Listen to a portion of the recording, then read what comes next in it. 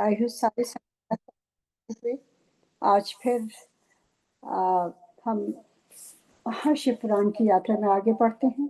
आज ये कैलाश संहिता का 13वां अध्याय मुझे पढ़ना है, तो आइए शुरू करते हैं। काफी इंटेंस, जैसे मैंने कल कहा था कि ये जितने अध्याय हैं, अब it's basically a level of understanding lot of things regarding Shiva तत्व और किस तरह से हमें तत्व शुद्धि करनी चाहिए, या किस तरह से हमें संन्यास ग्रहण की शास्त्री और संन्यास सर्व संन्यास करने का क्या क्या उसमें बताया जाता है। ये सारी चीज़ें हम आज पढ़ेंगे और सुनेंगे, और गुरु जी की कृपा से ही सब कुछ समझेंगे और जितना वो समझाएंगे। तो आइए शुरू करते हैं। It's like going each level ahead now towards the end of Shiv Puran, क्योंकि इसमें जैसे क्लास से आप किंडरगार्टन से elementary school, middle school, high school, फिर आप कॉलेज, फिर जो भी लेवल आप करना चाहते हैं, उसी प्रकार से ये मुझे ऐसा लगता है जान पड़ता है। शुरू में तो इतने आसानी से सब कथाओं के द्वारा समझाया गया, नाम और क्या क्या चीज़ें हुई थी, किससे क्या लड़ाई हुई थी, क्या हुआ था, किसने क्या तप किया था, और क्या क्या हमें लेसन्स मिले। पर इसमें जो है, जब तक हम पूरा ध्यान नहीं देंगे, we might miss lot of things that Guruji wants us to understand. So, Guruji, आप कृपा करिएगा गुरुजी, और आपकी आज्ञा से, और ओम नमः शिवाय। शिव जी सदा सहाय। ओम नमः शिवाय। गुरु जी सदा सहाय। जय गणेशाय नमः। बिना बगैर गणेश जी के तो कुछ भी बुद्धि, कहते हैं कि वो बुद्धि दाता हैं और सारे विघ्नों को दूर करते हैं। और ये विघ्न क्या है? ये विघ्न उस तरह के नहीं है कि आपके सामने कुछ विघ्न आ गया हो। ये विघ्न हमारे अपने बनाए हुए विघ्न हैं, हमारे अपने डिस्ट्रैक्शंस हैं, हमारे अपने दिमाग का जो दिन रात जो उसका चक्कर चलता रहा, चक्कर इन द सेंस कि जो सोच, unwanted thoughts, unwanted overthinking, analyzing all that, going back and studying the events, what happened, or ये कहा उसने, ये कहा.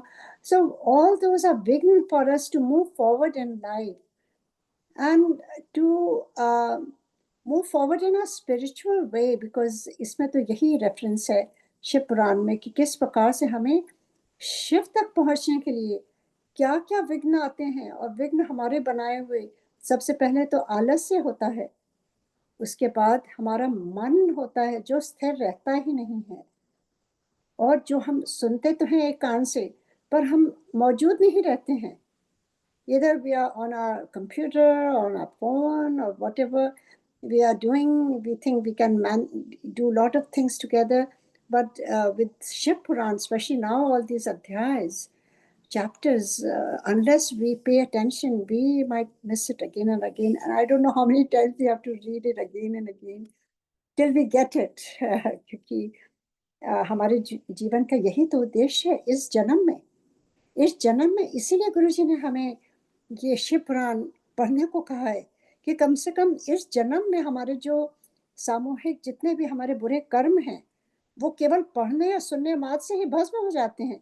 ये मैं नहीं कह रही हूँ, ये शिव पुराण में कहा हुआ है। So such a easy way to get rid of all that karmic baggage that we are carrying, that if we don't do it, then we have to pay each and every time what we have done.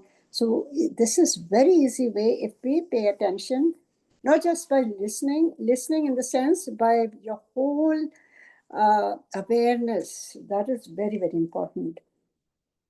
तो आइए आगे बढ़ते हैं।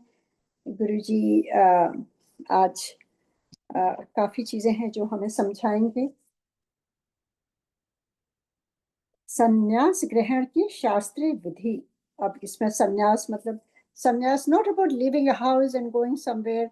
Sannyas could be when you leave all the unwanted things that are becoming a hindrance to your spiritual growth, that you have you're determined that you're not going to, sorry, not mess up your life.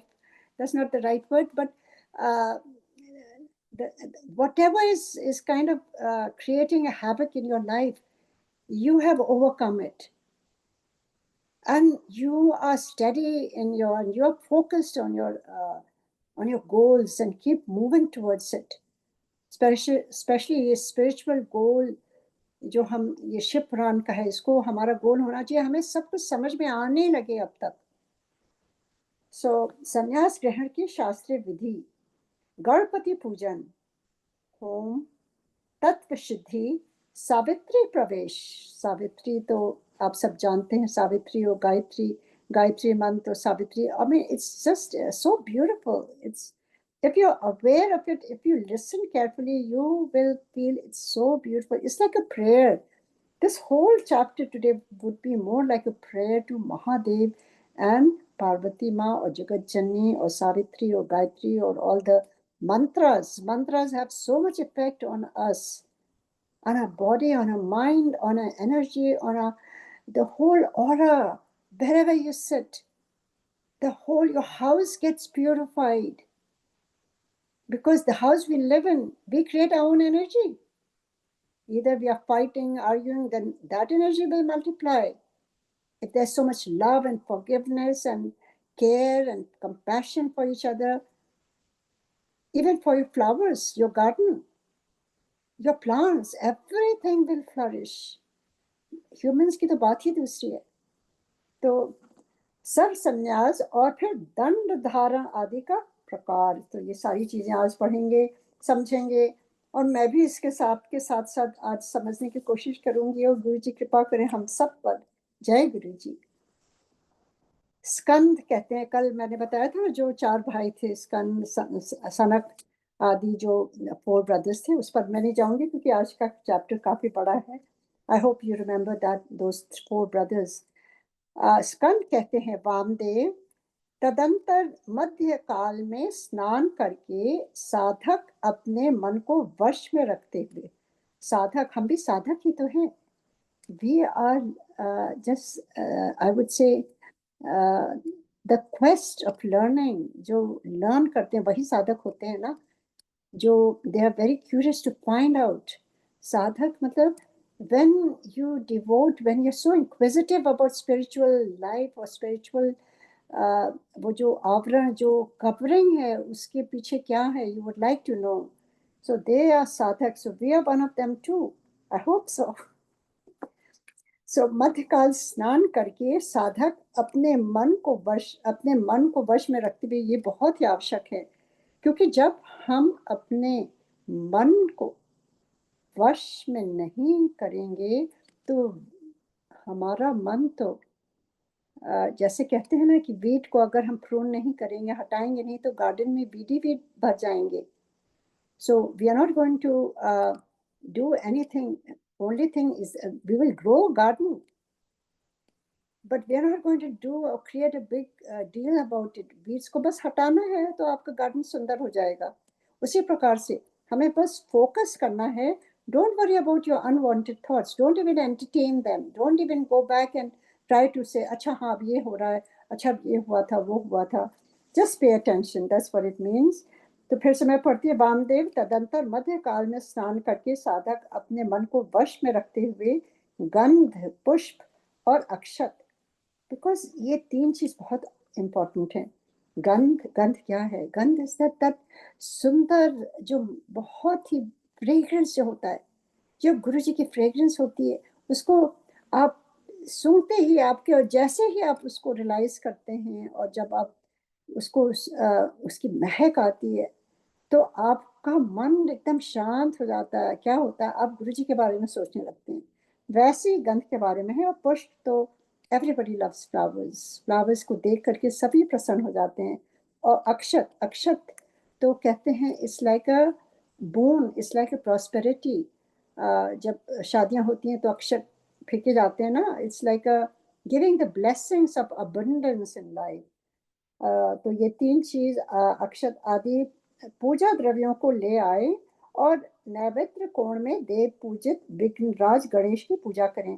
तो सबसे पहले जैसे अभी हम लोगों ने किया गणपति जी की विघ्न सारे हटा दें, उसी प्रकार से विघ्न राज गणेश, जिनको महादेव ने इस शिव पुराण में हम सब ने पढ़ा हुआ है किस प्रकार से उनको वर दिया था कि वो उनके बिना कोई भी पूजा शुरू नहीं होगी, वो एक्सेप्ट ही नहीं करेंगे जब तक गणेश जी की पूजा नहीं होगी। अब वो उनके पुत्र हैं, तो गणानम त्वाहा, गणानाम त्वा इत्यादि मन से विधि पूर्वक गणेश जी का आवाहन करें। पूजा से पहले जैसे गणेश जी की पूजा करते हैं, पहले हम खुद स्नान करें, तैयार हों और अच्छी तरह से ये सारी पूजा की चीजें इकट्ठा करें और फिर वहां पर पूजित विघ्न राज गणेश जी की पूजा करें और फिर ये मंत्रों के द्वारा उनका आवाहन करें। आवाहन के पश्चात उनके स्वरूप का इस प्रकार ध्यान करना चाहिए। उनकी अंग कांति लाल है, शरीर विशाल है, सब प्रकार के आभूषण उनकी शोभा बढ़ा रहे हैं। उन्होंने अपने कर कमलों में क्रमशः पाश, अंकुश, अक्षमाला तथा वर्ण नामक मुद्राएं धारण कर रखी हैं। उनकी मुद्राएं जो हैं वो उस तरह हैं। और फिर उसके बाद इस प्रकार आवाहन और ध्यान करने के पश्चात शंभु पुत्र गजानन की पूजा करके खीर, पुआ, नारियल और गुड़ आदि का उत्तम नैवेद्य निवेदन करें। तत्पश्चात तांबुल आदि दें। तांबुल मतलब पान, सुपारी, ये सब। और उन्हें संतुष्ट करके पहले तो उनको नैवेद्य चढ़ाएंगे, खीर, पुआ, क्योंकि गणेश जी आप जानते हैं कि उनको खाने में कितना प्रिय लगता है मीठा। तो ये सारी चीज़ें चढ़ाएं और फिर उसके बाद उनको एंड में क्या करते हैं, इंडिया में करते थे ना, अभी आई डोंट नो, पर पान, सुपारी, ये सारी चीज़ें हमें दी जाती है, सौंफ और नारियल, ये खाने के लिए, because this are very good to digest the food. India में कुछ भी जो खाने में होता है वो बगैर उसके नहीं होता है, there is always a deep meaning. और फिर तत्पश्चात तांबुल आदि दे, उन्हें संतुष्ट करके नमस्कार करें और अपने अभीष्ट कार्य की निर्विघ्न पूर्ति के लिए प्रार्थना करें। जैसे हम सब ने अभी प्रार्थना करी कि गणेश जी सारे विघ्नों को, हमारे जो मस्तिष्क में विघ्न होते हैं, जो हमें आगे समझने में बाधाएं होती हैं, उसको आप हटा दीजिए। तदंतर अपने ग्रहम सूत्र में बताई गई हुई विधि के अनुसार उपासना अग्नि, अग्नि कई तरह की होती, उपासना अग्नि में आज भाग जो ये अन्य होता है, आज भाग अन्य हवन करके अग्नि देवता, पहले तो अग्नि देवता को हम जलाते हैं, फिर हवन की बातें अब हो रही हैं। अग्नि देवता संबंधी यज्ञ विषयक स्थाली पाक होम करना चाहिए। इसके बाद भूम स्वाहा इस मन से पूर्ण आहुति होम करके हवन का कार्य समाप्त करें। हवन करके और पूर्ण आहुति आप सब जानते हैं, जो पूरा हवन का सामान होता है वो आग में हम घी के साथ अर्पण कर देते हैं, तो वो पूरा समाप्त हो गया, हवन हो गया।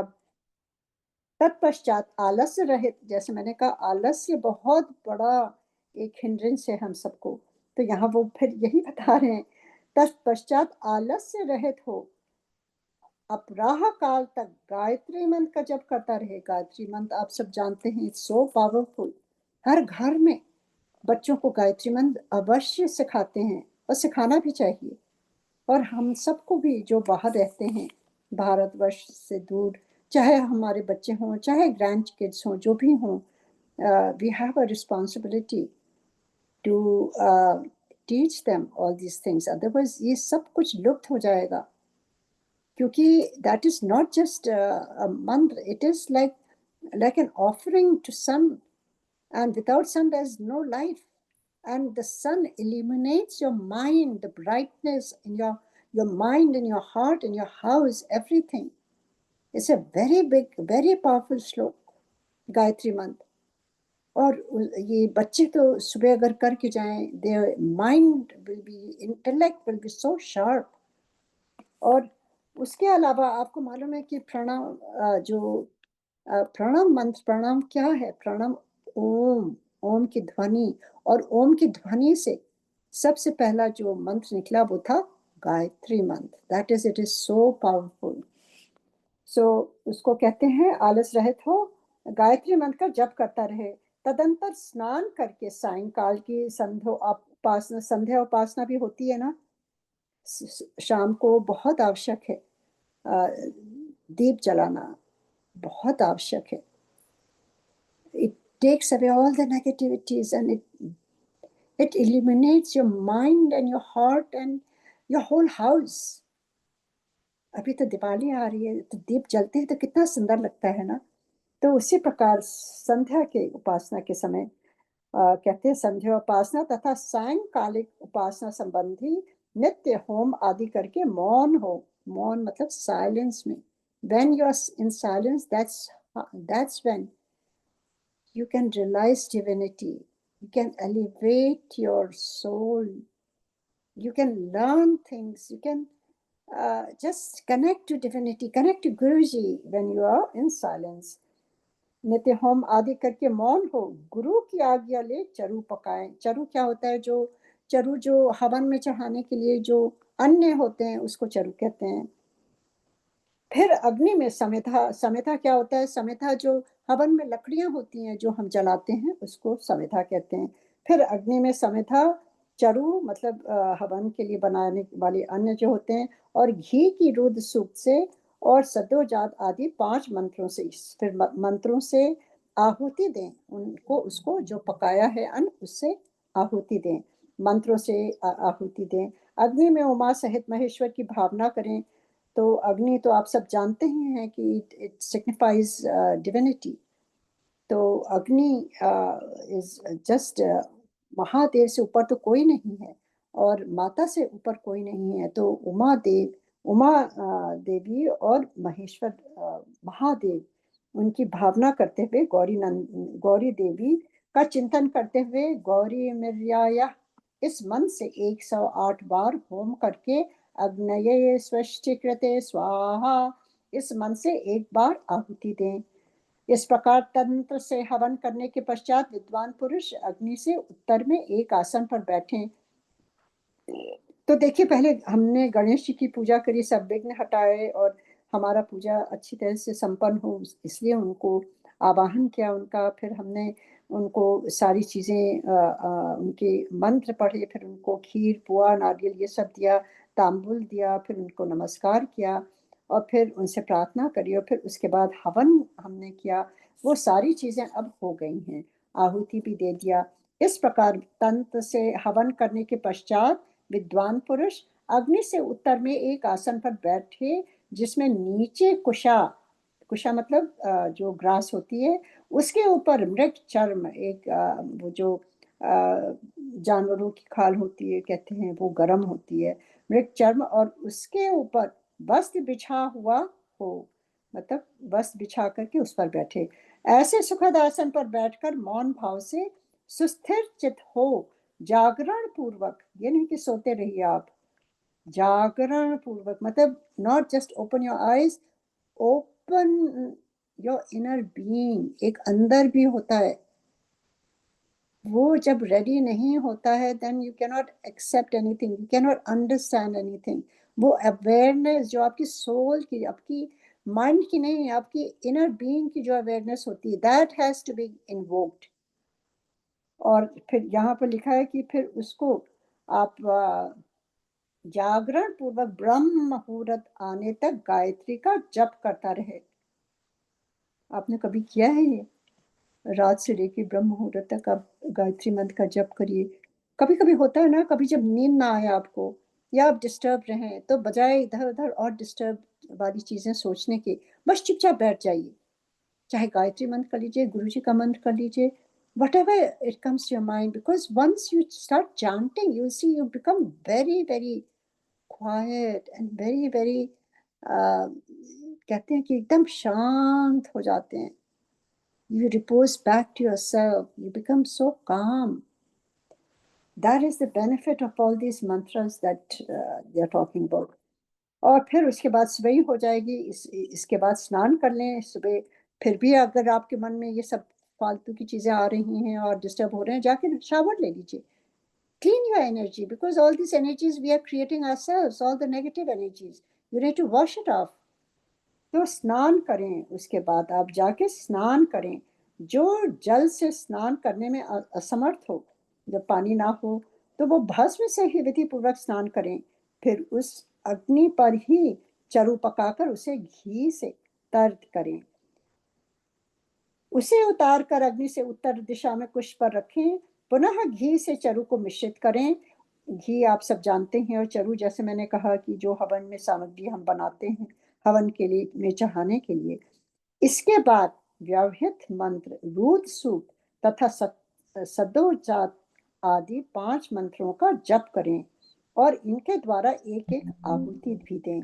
चित्त को भगवान शिव के चरणाविंद में लगाकर प्रजापति, इंद्र, विश्वदेव और ब्रह्मा के लिए भी एक एक आहुति दें। इन सब के नाम के आगे आदि में, मतलब इन सब के नाम के आगे ओम और अंत में नमः स्वाहा जोड़कर चतुर्थ यंत्र उच्चारण करें। यथा, मतलब ओम प्रजापते नमः स्वाहा इत्यादि इस तरह से करें। तत्पश्चात पुण्य वाचन कराकर अग्नये स्वाहा इस मंत्र से अग्नि के मुख में आहुति देने तक का कार्य संपन्न करें।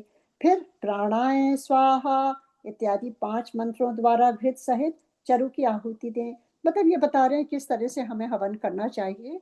It's up to you what you remember you do. चाहे आप गुरु जी के मंत्र ओम नमः शिवाय, शिव जी सदा सहाय, या आप जो भी मंत्र, गायत्री मंत्र से, या जो भी मंत्र आपको आता हो, you don't have to beat yourself कि हमें ये याद करना है, यही यहाँ पे लिखा है तो हमें यही करना है। Because see the beauty of all this is you have to be relaxed and reposed. The main thing is that whatever you offer, it has to be with very calm mind and body, not like irritated and anxious कि ये गलत हो गया, वो हो गया, आराम से। इसके बाद अग्नि स्वस्ति कृते स्वाहा बोलकर एक आहुति और दें। तदंतर फिर रुद्र सूक्त तथा ईशान आदि 5 मंत्रों का जप करें। महेश आदि चतुर्व्यूह मंत्रों का भी पाठ करें। इस प्रकार तंत्र होम करके अपनी ग्रह शाखा में बताई हुई पद्धति के अनुसार उन देवताओं के उद्देश्य से बुद्धिमान पुरुष सांग होम करें। ग्रह शाखा मतलब जो आपका नक्षत्र हो उसको देख करके जो करते हैं। इस तरह जो अग्निमुख आदि कर्म तंत्र को परिवर्तित किया गया है उसका निर्वाह करके विरजा होम करें। 26 तत्व रूप इस शरीर में छिपे हुए तत्व समुदाय की शुद्धि के लिए विरजा होम करना चाहिए। मतलब आपको चाहे विरजा होम, मुझे तो नहीं आता, पर जो यहाँ लिखा है ये बहुत अच्छी बात है, इसको समझना चाहिए। हमारे शरीर में क्या है, 26 तत्व स्वरूप हैं, आपको मालूम ही है ना। जो पहले तो ये 5 सेंस ऑर्गन्स हैं, फिर उससे जो हम करते हैं, जैसे आंखों से देखते हैं, दृष्टि है, नाक से सूंघते हैं, मुंह से बोलते हैं, हाथ से छूते हैं, तो वो सेंस ऑर्गन्स जिनके जो काम हैं वो भी हो, उसको भी ऐड कर लीजिए। फिर हमारे जो पंचभूत से हमारा शरीर बना है वो हुआ। तो ऐसे करते करते 26 है, मैं अब उस पर नहीं जाऊंगी, आगे काफी पढ़ना है। तो बस ये 26 जो हमारे शरीर के में छिपे हुए तत्व समुदाय की शुद्धि के लिए, मतलब यू जस्ट अज्यूम कि आप अपनी बॉडी में जो आपके में है, जो तत्व से हम बने हैं, हम उसको, उसका होम कर रहे हैं, उसकी शुद्धि के लिए कर रहे हैं। Basically to understand what we are doing. उस समय यह कहें कि मेरे शरीर में जो ये तत्व हैं इन सब की शुद्धि हो। How beautiful. कभी सोचा है हम लोगों ने? मैंने तो कभी सोचा भी नहीं था ये। It's so beautiful. इसको फिर से मैं रिपीट करती हूँ। उस समय यह कहे कि मेरे शरीर में जो ये तत्व हैं इन सब की शुद्धि हो।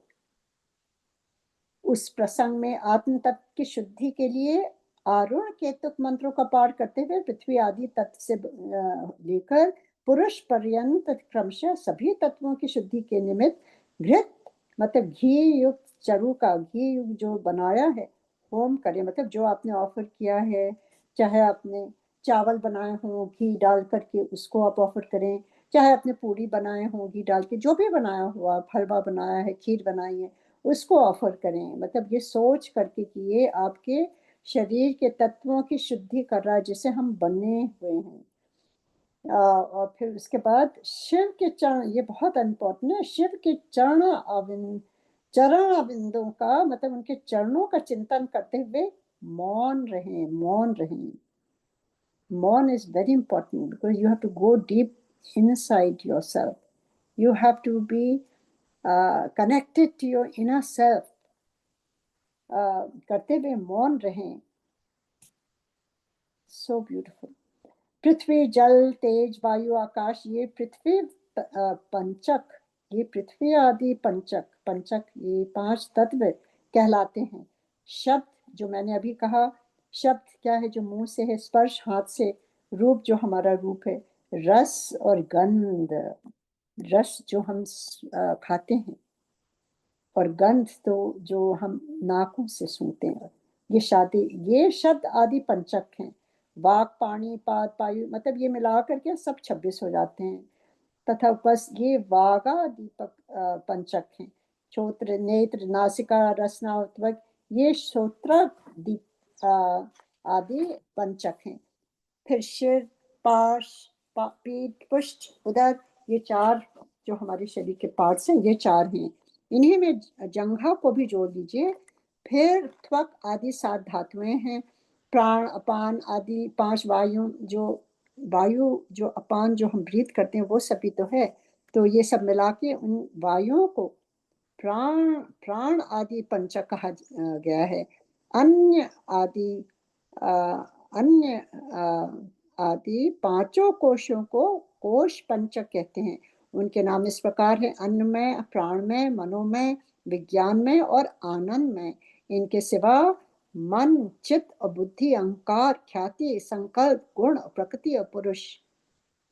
So beautiful. ये सारी चीजें हमारे अंदर ही तो हैं. बुद्धि है, चित्त है, मन है, अहंकार भी कहीं बैठा हुआ है, उसको भी शुद्धि करनी है ना उसकी. तो भोगपान को प्राप्त हुए मनुष्य के लिए भोग काल में जो 5 अंतरंग साधन है, उन्हें तत्व पंचक कहा गया है. उनके नाम ये है: नियति, काल, राग, विद्या और कला. ये 5 माया से उत्पन्न है. मायाम तो प्रकृतिम विद्धातः. इस श्रुति में प्रकृति ही माया कही गई है. उसी से ये तत्व उत्पन्न हुए हैं, इससे संशय नहीं है. काल का स्वभाव ही नियति है, ऐसा श्रुति का कथन है. ये नियति आदि जो 5 तत्व हैं, इन्हीं को पंचक कहते हैं. इन 5 तत्वों को न जानने वाला विद्वान भी मूढ़ ही कहा गया है. नियति प्रकृति से नीचे है और यह पुरुष प्रकृति से ऊपर है. जैसे कौवे की एक ही आंख उसके दोनों गोलकों में घूमती रहती है. आपको मालूम था ये? उसी प्रकार पुरुष प्रकृति और नियति दोनों के पास रहता है. यह विद्या तत्व कहा गया है. शुद्ध विद्या, महेश्वर, सदाशिव, शक्ति और शिव, इन 5 को शिव तत्व कहते हैं. बस इसको याद कर लीजिए. शुद्ध विद्या, महेश्वर, सदाशिव, शक्ति और शिव, इन 5 को शिव तत्व कहते हैं. ब्रह्मन प्रज्ञानः ब्रह्म, इस श्रुति के वाक्य से यह शिव तत्व ही प्रतिपादित हुआ है. मुनीश्वर पृथ्वी से लेकर शिव पर्यंत जो तत्समूह है, उसमें से प्रत्येक को क्रमशः अपने अपने कारण में लीन करते हुए उसकी शुद्धि करो. मतलब अब ये जो है, ये ध्यान से सुनिएगा. ये करीब आई थिंक 11-12 हैं.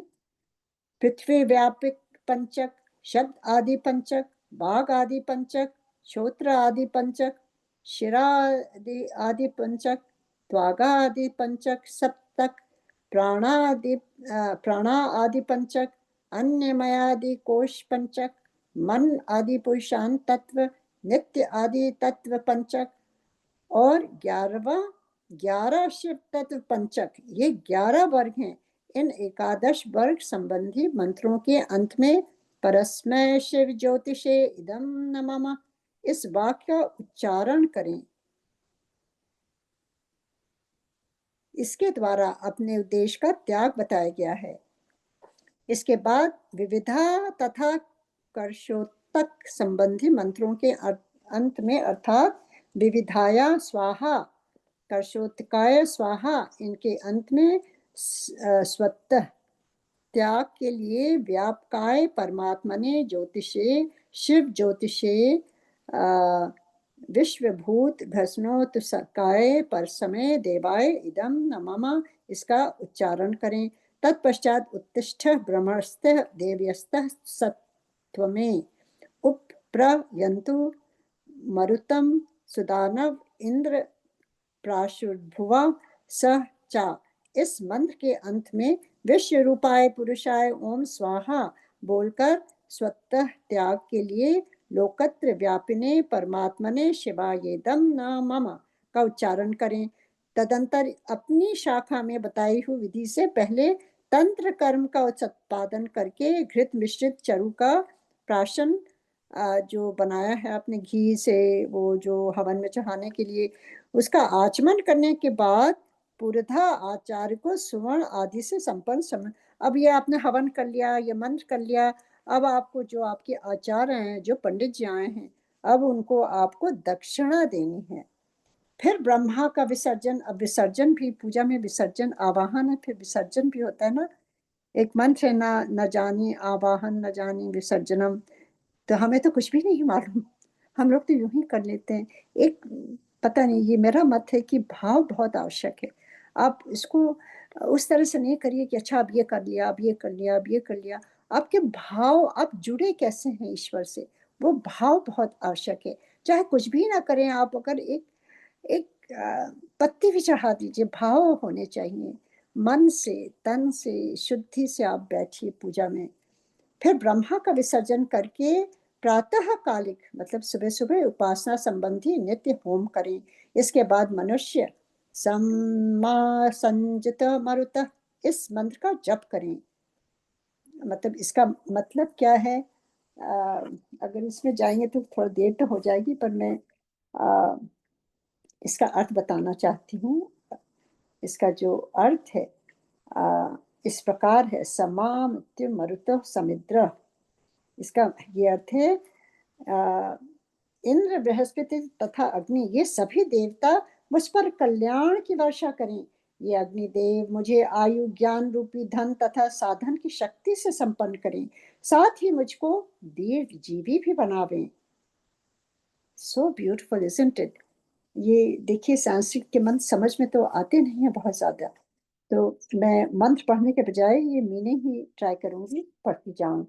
तत्पश्चात याते अग्नि यज्ञा तनुसे रहमात्मनम इत्यादि। मतलब इसका मतलब, इस मंत्र का मतलब हुआ, हे अग्निदेव जो तुम्हारा स्वरूप है, उसी स्वरूप से तुम यहाँ पधारो और मेरे लिए बहुत से मनुष्य उपयोगी विशुद्ध धन साधन संपत्ति की सृष्टि करते हुए आत्मा रूप से मेरे आत्मा में विराजमान हो जाओ। हम मुझे भी उज्ज्वलित कर दो, मेरा अंतर मन अंधकार से भरा उसको प्रज्वलित कर दो, उस पर आप कृपा करिए। मतलब that's what the prayer is about. तुम यज्ञ रूप होकर अपने कारण रूप यज्ञ में पहुंच जाओ। हे जात वेदा, तुम पृथ्वी से उत्पन्न होकर अपने धाम के साथ यहाँ पधारो। ये अग्नि के लिए बोल रहे हैं। इत्यादि मंत्रों से हाथ को अग्नि में तपाकर उस अग्नि को अद्वैत धाम स्वरूप अपने आत्मा में आरोपित करें। तदंतर प्रातः काल की संध्या उपासना करके सूर्योपस्थान के पश्चात जलाशय में जाकर नाभि तक जल के भीतर प्रवेश करें। वहां प्रसन्नता पूर्वक मन को स्थिर करके उत्सुकता पूर्वक वेद मंत्रों का जप करें। अब जो वेद मंत्र हैं वो उनका, उनकी जो करते हैं, कहते हैं वो 3 बार जल से वो करें, स्वाहा करें। और तो ये मंत्र जो है इसमें लिखा हुआ है, पर बड़ा है इसलिए मैं पढ़ नहीं पाऊंगी समय की उससे। जो अग्निहोत्री हो वह स्थापित अग्नि में प्रजा प्रतिष्ठि करके करे। इसका मतलब हुआ ये एक तरह का पाठ है जिसको करने के लिए यहाँ कहते हैं। तथा वेदोक्त वैश्यानर स्थालिपान होम करके उसमें अपना सब कुछ दान कर दें। मतलब जो यहाँ पर शुरू में ये आया था ना कि इस प्रकार से हम सर्व संन्यास, मतलब सर्व संन्यास मतलब वी डोंट ओन एनीथिंग। तो यहाँ पर ये लिखा हुआ है कि वो सब कुछ अपना दान कर दें। पूर्वोक्त रूप से अग्नि का आत्मा में आरोप करके ब्राह्मण घर से निकल जाए, मतलब यू डोंट ओन एनीथिंग। मुनीश्वर फिर वह साधक निम्न अंकित रूप से सावित्री प्रवेश करे। ओम भूवः सावित्रीं प्रवेश्यामि। ओम तत्सवितुर्वरेण्यम्। ओम भुवं सावित्रीं प्रवेश्यामि भर्गो देवस्य धीमहि।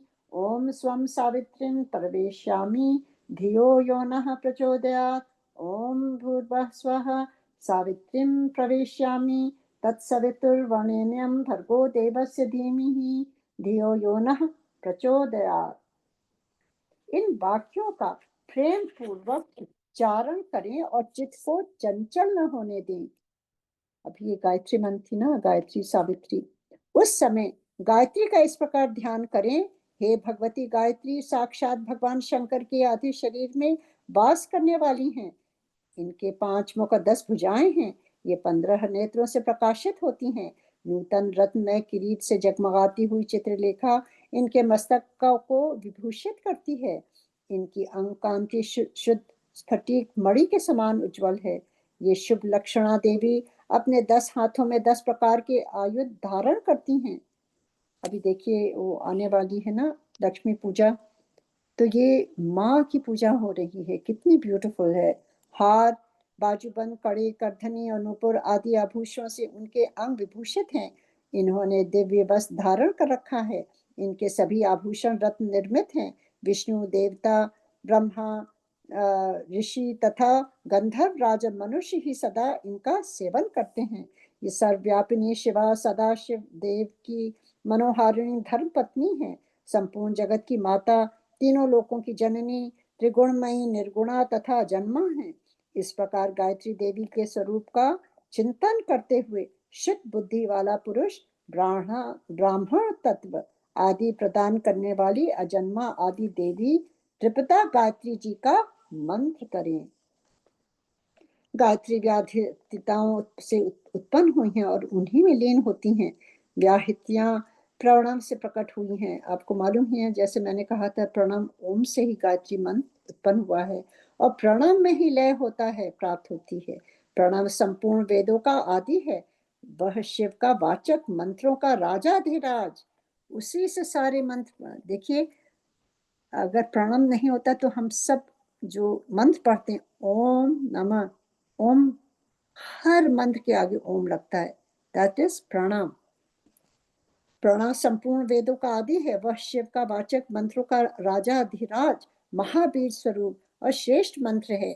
शिव प्रणव है और प्रणव शिव कहा गया है क्योंकि वाच और वाचक में अधिक भेद नहीं है। इसी महामंत्र को काशी में शरीर त्याग करने वाले जीवों के मरण काल में उन्हें सुनाकर भगवान शिव परम मोक्ष प्रदान करते हैं। इसलिए शेष यति अपने हृदय कमल के मध्य में विराजमान एकाक्षर प्रणव रूप, एकाक्षर है ना ओम, एक ही अक्षर है उसमें, प्रणव रूप परम कारण शिव देव की उपासना करते हैं। दूसरे मुमुक्षु, धीर एवं विरक्त लौकिक पुरुष भी मन से विषयों का परित्याग करके प्रणव रूप परम शिव की उपासना करते हैं। इस प्रकार गायत्री का शिव वाचक प्रणव में लय करके अहम वक्षस्य रे विरा, मतलब इसका मत है मैं संसार वृक्ष का उच्छेद करने वाला हूँ। मेरी कीर्ति पर्वत के शिखर की भांति उन्नत है। इस प्रकार यह अनुभव करके यह इस तरह से मंत्र पढ़ें। इन अनुवाक का जप करें। तत्पश्चात यक्ष छदन सम्मह, इस अनुवाक को आरंभ से लेकर श्रुतम में गोपाय तक पढ़कर कहें, दारुण्याक्षस्य दिवित्यक्षस लोकेश्चाक्षस युथिति होवम, अर्थात मैं स्त्री की कामना, धन की कामना और लोकों में ख्याति की कामना से ऊपर उठ गया हूँ। मतलब आई हैव रिनाउंस्ड एवरीथिंग। आप कहते हैं ना कि आप इस जगत से आपको वैराग्य हो गया है। मुने इस वाक्य का मंद, मध्यम और उच्च स्वर से क्रमशः 3 बार उच्चारण करें। तत्पश्चात सृष्टि, स्थिति और लय के क्रमशः से पहले प्रणव मंत्र का उद्धार करके फिर क्रमशः इन वाक्यों का उच्चारण करें। ओम भूम सन यस्य तं मया, ओम भुवं सन सत्यं मया, ओम सुवं सन सत्यं मया, ओम भूर्भुवः स्वः संसन्त्यस्तः मया। इन वाक्यों का मध्यम उच्चस्वर से हृदय में सदा शिव का ध्यान करते हुए सावधान चित्त से उच्चारण करें। तदंतर अभयम सर्वभूते भयो मत्तः स्वाहा। मेरी ओर से सब प्राणियों को अभय दान दिया गया। ऐसा कहते हुए पूर्व दिशा में एक अंजलि जल लेकर छोड़ें। इसके बाद शिखा के शेष बालों को हाथ से उखाड़ डालें और यज्ञोपवीत को निकालकर जल के साथ हाथ में ले इस प्रकार कहें, ओम भुवम समुद्राय गच्छ स्वाहा। यूं कहकर उसका जल में ही होम कर दें। फिर ओम भूर्भुवः ओम भुवम संसत्यः मया। ओम भुवम संयस्तम मया। ओम भुवम संयस्तम मया। इस प्रकार 3 बार कहकर 3 बार जल को अभिमंत्रित करते हुए उसका आचमन करें। फिर जलाशय के किनारे आकर वस्त्र और कटी सूत्र को भूमि पर त्याग दें तथा उत्तर या पूर्व की ओर मुख करके 7 पद से कुछ अधिक चलें। कुछ दूर जाने पर आचार्य उससे कहे, ठहरो ठहरो भगवान, लोक व्यवहार के लिए कौपीन और दंड स्वीकार करो। यो कह आचार्य अपने हाथ से भी ही उसे कटी सूत्र और कौपीन देकर गेरुआ वस्त्र भी अर्पित करते हैं, क्योंकि वो अब इस संसार से उन्होंने कहते हैं वो त्याग दिया संसार को। तत्पश्चात सन्यासी जब उससे अपने शरीर को ढककर 2 बार आचमन कर ले तब आचार्य शिष्य से कहे, इंद्रस्य व्रजोसी, यह मंत्र बोलकर दंड ग्रहण करें। तब वह, क्योंकि दंड जो भी हमने गलतियां करी हैं उसका दंड वो दे रहे हैं। तो we are done with all the things that we own, whatever we have done wrong, everything we have washed it off। और जो हमें दंड मिला है वो दंड भी हम ले करके वो भी खत्म कर रहे हैं। सो बेसिकली हमारे सारे कार्मिक अकाउंट खत्म हो चुके हैं। यो कहकर आचार्य अपने हाथ से ही उस कटी सूत्र और कौपीन देकर गिरवा बस अर्पित करे और फिर वो इंद्र से वज्रे ही ये मंत्र बोलकर दंड ग्रहण करे। तब वह इस मंत्र को पढ़े और सखा माँ गोपायोज्य सखा यदृश्य यजोसी वात्रेह शर्म में भव यत्ताप तत्रेय वारय। इस मंत्र का उच्चारण करते हुए दंड की प्रार्थना करके उसे हाथ में ले। तत्पश्चात प्रणाम या गायत्री का उच्चारण करके कमंडलू ग्रहण करें। तदंतर भगवान शिव के चरण बिंदु का चिंतन करते हुए गुरु के निकट जा वह 3 बार पृथ्वी में लौटकर दंडवत प्रणाम करे। उस समय वह अपने मन को पूर्णतया संयम में रखे, फिर धीरे से उठकर प्रेम पूर्वक अपने गुरु की ओर देखते हुए हाथ जोड़ उनके चरणों के समीप खड़ा हो जाए। संन्यास दीक्षा विषय कर्म आरंभ होने के पहले ही शुद्ध गोबर लेकर आंवले बराबर उसे गोले बना ले और सूर्य की किरणों से ही उन्हें सुखाए। फिर होम आरंभ होने पर उन गोलों को होमा अग्नि में बीच में डालें। होम समाप्त होने पर उन सबको संग्रह करके सुरक्षित रखे। तदंतर दंड धारण के पश्चात गुरु विराज अग्नि जनित उस श्वेत भस्म को लेकर उसी को शिष्य के अंगों में लगाएं अथवा उसे लगाने की आज्ञा दें। उसका क्रम इस प्रकार है, ओम अग्नि रीति भस्म व्यायु रीति भस्म जल मेति भस्म स्थल मेति भस्म व्योमि मेति भस्म सर्वाह हवा इदम भस्म मम इतानी चक्षुषि। इस मंत्र से भस्म को अभिमंत्रित करें।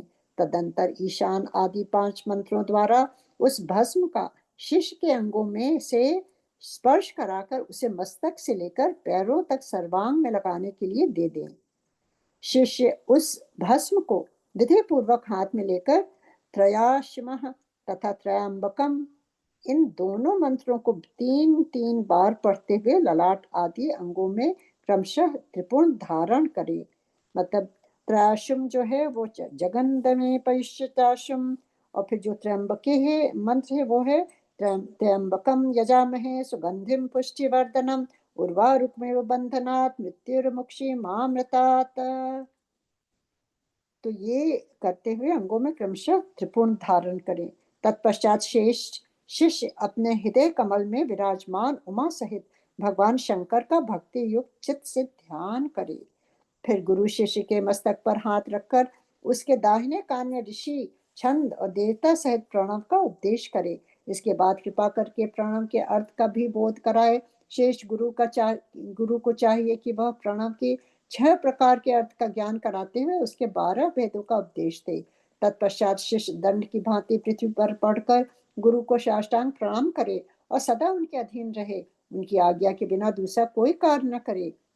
क्या हम उनकी आज्ञा मानते भी हैं? गुरु की हम फॉलो करते हैं जो गुरु जी ने कहा है करने को। गुरु की आज्ञा से शिष्य वेदांत के तात्पर्य के अनुसार सगुण निर्गुण भेद से शिव के ज्ञान में तत्पर रहे। गुरु अपने उसी शिष्य के द्वारा श्रवण मनन और निधि संध्या ध्यान संपूर्वक जप के अंत में प्रातः कालिक आदि नियमों का अनुष्ठान करवाए। कैलाश परस्थर नामक मंडल में शिव के द्वारा प्रतिपादित मार्ग के अनुसार शिष्य वहीं रहकर शिव पूजन करे।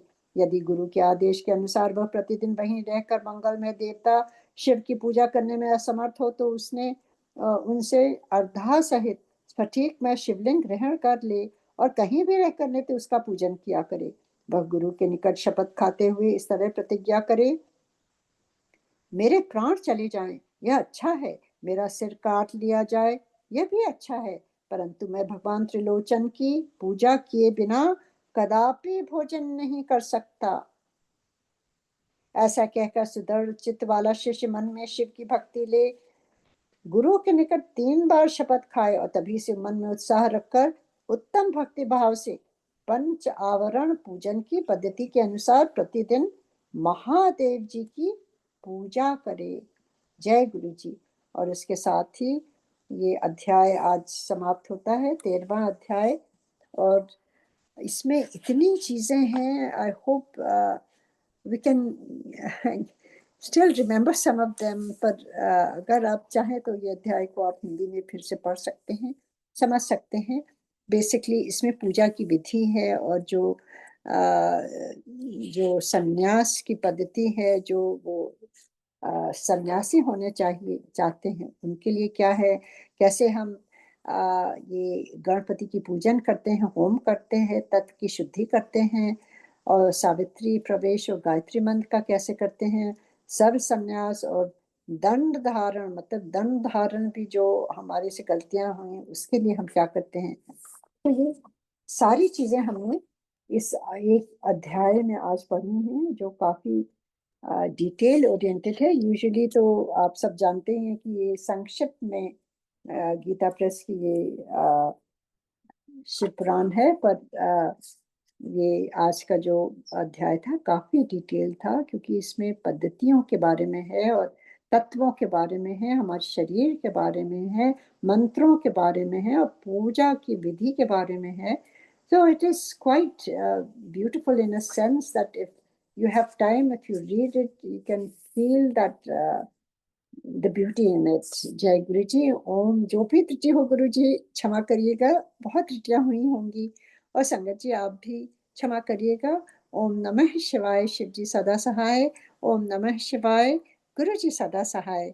और अब हम सब मिलकर मंत्र जाप करेंगे और फिर गुरु जी की आरती करेंगे। जय गुरु जी।